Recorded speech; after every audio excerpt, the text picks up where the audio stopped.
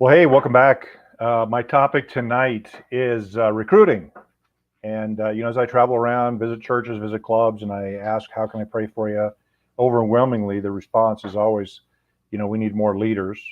So I'm just going to take a couple minutes, talk about that a little bit. I'm going to break it down kind of two parts. First part's going to be just kind of setting up your club. What are you recruiting people to? And then secondly, my second part is I'll actually go through some kind of tips that I've used, I know other people use, and so hopefully that'll be helpful to you. So let's go ahead and get started. So first thing, in thinking about your club, as you're thinking about what are we recruiting people to, number one thing to think about is, are your leaders having fun? So, we always used to say, if you're not having fun, you're not doing it right. And so make sure that your club is fun for the leaders as well as for the kids, and that leaders enjoy it. It's a great time for them. And so yeah, make sure things are fun. Number two, is the club well disciplined? And what I mean by that, discipline is not some heavy-handed discipline, but are you using the 5 count? Are you using the 3 count, the positive points, all those things we talk about in to discipline your club, to manage expectations, manage behavior, so that when you recruit leaders, you're recruiting to a place that's fun. They're serving in a place, they're not wrangling kids. They're serving where they're helping disciple kids to develop a relationship with Jesus. So make sure that your club's disciplined. Use those 5 count, 3 count positive points. Next thing, are you communicating ministry and your communication with the church, your potential volunteers? Are you communicating your ministry success? Are you just communicating desperation? And so, you want to share with people how God is working your club. Not the message should not be like, man, we've got so many kids. We need your help. This is crazy. It's a crazy time. We need your help. That's the message you don't want to share. You want to share things. Hey, God's working. Kids are receiving the Lord. We're teaching them how to pray. We're teaching them about the Bible. Really think about how God is, what's going well, and communicate those things to your church, not all the chaos, or we've got so many kids, we can't handle them. Make sure people feel like they're coming to serve the Lord. Are you communicating to potential volunteers? What do you need them for? And, I would suggest possibly, writing down job descriptions. So, hey, we need somebody to come and sit down with kids and explain scripture to them, explain the session, maybe review the large group time. We need leaders to stand on the line and help them play games. We need somebody to help kids play games. So really, maybe write down a job description of the things that you need, so that when you ask people, they know exactly what the expectations are, and that way they can say yes or no to it, as opposed to like, hey, why don't you come on down and we need some help. And there'll be some people who say, hey, we'll just help wherever. Great. But in talking to people, you want to communicate with them exactly what you need. See, what's the other thing here? Oh, are you equipping and training your leaders? So make sure that when you recruit somebody, that you're training them and not just like throwing into the wolves, but you're really equipping them, training them, what the expectations are, what they need to do, what Awana is, what a section is, so that they can have success and they just don't come. I remember years ago, I used to recruit people and they would come and we didn't really train them very well, and they didn't stick around, especially people that are busy, older people. So make sure you equip them now. Our online basics, Awana Basics Online is a great tool for that. That can help you leverage your time and equipping your leaders. So those are some things just to think about as you start recruiting. What are you recruiting somebody to? So then let's go ahead and talk about some ideas about actually the mechanics of getting people to come and serve in your ministry. So number one, I would say, is pray. And God has somebody in mind for your ministry, and you want people to serve in your ministry who are called, not just, you're not guilting people into serving, but you want people who are called. And so make sure you pray that the Lord will lead you to the right people, or that he'll lead those people to your ministry. So that would be the first thing you'd want to do is spend some time in prayer.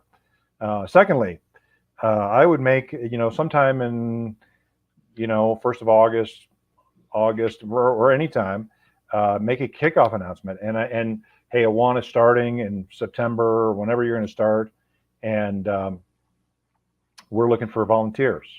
And then maybe as part of that, make a kickoff announcement on a Sunday morning. So as part of that, maybe you'd want to, share a short video, 1 or 2 minutes. Ask your pastor if you can have a couple minutes, or have one of your leaders come up and have a testimony, or some kind of ministry success, so that people see the value in reaching kids with the gospel. And so if you go on YouTube and do a search on Awana testimonies, things like that, or there used to be some videos. I think I might have one if you need one, called "You Belong," and it's a great. Just this lady shares about, hey, she comes, she has funds, plays games with the kids, and tells them about Jesus, and that's so do that. And then as part of that, we have a club who they would they make those kickoff announcements on an Awana Sunday, and then put a table in the back and have signups for both your kids and for your volunteers. So have some kind of a kickoff announcement. The other idea I had here is host a ministry fair. So if you're in a Awana ministry, all the ministries in the church are always looking for volunteers. And so if you host a ministry fair, and what a ministry fair is, after church on a Sunday in your fellowship hall, set up a bunch of tables. Each of the ministries in the church, the men's ministry or women's ministry, whoever, has a table with their brochures, maybe set something up, and then have those ministries. This is something for the entire church, for people to look for a place to serve. And so we've done that, and then I would suggest you have a little sign-up sheet there, and then have people put their names down, not just for you, but for all the ministries in the church. I mean, like I say, all the churches have several ministries that need volunteers. And so you serving in that way, helping all the ministries find volunteers, could be a good thing. My next little thought here was, we used to try and recruit preschool parents. And, those preschool moms, they don't think their kids can live without them. So we would ask them, we would have a sign-up sheet and ask them to bring a snack. And on the day they bring a snack, they have to stay and help. And so, and of course, there's child protection issues, and you think about that. But start recruiting those preschool moms. You might even be able to do that for Sparks as well. As the kids get older, the parents realize their kids don't need them, but the preschool moms are a great source of. And then once you recruit them, treat them, or train them, treat them right, develop a relationship with them, and they may serve all the way through, TNT, maybe serve through high school. And so that might be a good thought. My line was always, they'd come and help out with snacks or a craft or something like that. And I would always say, hey, you know what, you would look good in a blue shirt. And then talk to them about that. And then, hey, the next year, hey, that blue shirt is getting old on you. You need a red shirt. You look like you would look good in red. So that's an idea. Next thing is recruiting dads to lead games. And so you could ask dads, and there was a church in Carson City years ago that they had dads have a rotation. So each dad would lead games 1 week out of the month. And so dads like to play games. And so you could have the dads lead game time, then just ask them to come and play games with the kids. And then, as part of that, you want to train them, treat them right, develop a relationship with them. Don't just have them feel like, and this is with all volunteers, don't just have them feel like that you're using them for your thing, but really develop a relationship. So in a partnership. And so then those dads may be with you for a long time, either leading games or doing something else. My next thought here is student leaders. So, there's a lot of clubs that maybe, I don't know, a third to a half of their leadership are teenagers. Now, if you have a Trek and Journey club, great. You already have teenagers there. If not, you may have some teens who may want to come and serve. And teens are a great sort. I mean, they love playing with kids, and it's kind of a dual ministry. So you'd have a ministry to the teenagers, but you'd also have a ministry to the kids. So it's kind of a dual ministry. One thing I would suggest is if you're going to have teens leading a ministry, you want to hear their testimony, and be assured of their salvation. The other thing you might want to think about is, should they be doing a book? Should they be doing a Trek book or Journey book? Even if you don't have a Journey club, could you give them one of those essentials books and say, hey, we'd like you to do Trek devotionals or Journey devotionals throughout the year, and talk to those kids about how about their own personal devotional life. And so that's a good avenue. Senior saints. So you may have people in your church who are older, who may want to come. Their schedule allows. Their kids are gone. Grandparents typically see the value of children's ministry more when they're grandparents than they were when they're parents. So they may be more apt, to serve. And so those are a great source of leaders. Now, I'll tell you a couple things. Some of those senior saints, they're traveling here and there, so they might be afraid to commit to, like, hey, we need you 30 weeks a year. So you might have to kind of work that around. Maybe if you have a group of seniors who can rotate. I know we have some seniors in our club who lead small group time, but they kind of rotate, and so they're not there every week, and so they can plan their schedule, they can do other stuff, but then they can come and serve. And then, like I said before, you might want to make sure that your club is very well disciplined, because the seniors, they don't want to come and have to deal with unruly children. So think about that. And then, seniors are a great source of leaders.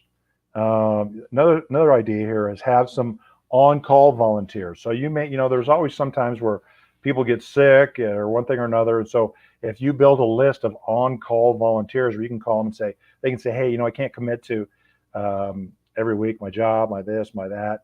But, you might, if you can get them to help every now and then when somebody else is sick or somebody else can't make it, and you build this list of on-call volunteers, that's a great thing, because then you can fill those people in when your regular people can't make it. And they may want to just, after a season or so, they may say, hey, count me in for 1 week a month or 2 weeks a month or something like that. Or who knows, they may want to serve full time. So on-call volunteers is a good source. And then my last tip is, empower other people to recruit. So if you're the Awana Ministry director, get your club directors to recruit their team, and get there's a lot of in our club, there's a lot of people that I didn't know, but other people knew, so they recruited people, and so I didn't. My attitude was never like, hey, I'm the one who does the recruiting, you guys are the ones who do the serving. That we let them empower, recruit, and find volunteers. So if you have a Sparks director, hey, they can recruit for their Sparks ministry. If you have a TNT, they can recruit for their TNT ministry. And then it just, I only travel in a certain circle within the church. Other people travel within different circles. I don't know if you've ever experienced it, where you go to church and you're always sitting on the left side. And then, we've been going to church at our church for 30 years. We always sit on the left side. Every once in a while, we sit on the right side. Somebody, for one reason or another, and you meet somebody and, hey, are you new? And it's like, no, I've been here 30 years. Well, I've never seen you before. So tap into all the circles in the church by empowering other people to recruit. So, and then my last tip is, recruit one-on-one. Make group announcements are great, and people say don't just count on that. You will get volunteers if you make an announcement on Sunday. All these things, you'll get volunteers. I think the best approach is to speak personally with people, and hey, God is working in our ministry, and kids are coming to know Jesus, and we'd like you to be part of that. And would you pray about that? And just ask people if they'll pray about serving the ministry. And if they pray and God says, they don't feel good about it, then it's not going to be a good fit.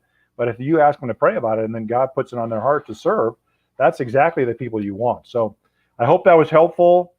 And yeah, we all need volunteers. And, I met somebody one time and they said, recruiting is not a problem to be solved. It's a tension to be managed. So you're always recruiting. And there's, every year, one year your Cubbies club is doing great and your TNT club needs help. And next year your TNT club is great. Your Cubby club needs help. So we're always recruiting. So just keep that in mind that there's never going to be a point where you're going to just be in the sweet spot. You never have to recruit. We're always kind of bringing people into the ministry, and there's always. I think we have to live by faith a little bit in that area, and maybe God wants it that way, where we just never know exactly who's going to show up or who's going to lead, but we just have to have faith that He'll provide somebody, and they'll be the right person. So again, hope that helped, and thank you all so much for everything you're doing. And I know clubs are getting ready to get started, and I'm anxious to get back out and see everybody. I was at camp last week, and that was up in Idaho. That was cool. A good time up there, and going to Vegas this week. And so, yeah, we'll see y'all down the road. Bye bye.